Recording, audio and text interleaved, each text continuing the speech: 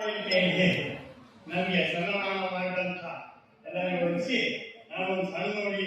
ಬೈರಾಗ ಮಾಡಿಸೋಣ ಹೇಳ್ತಂತ ಹೇಳ್ತಾ, ಹೇ ಜಗತ್ ರಕ್ಷಾ ದುಷ್ಟಮದ ರಾಕ್ಷಸಗಳ ಶಿಕ್ಷೆ ಕಮಲ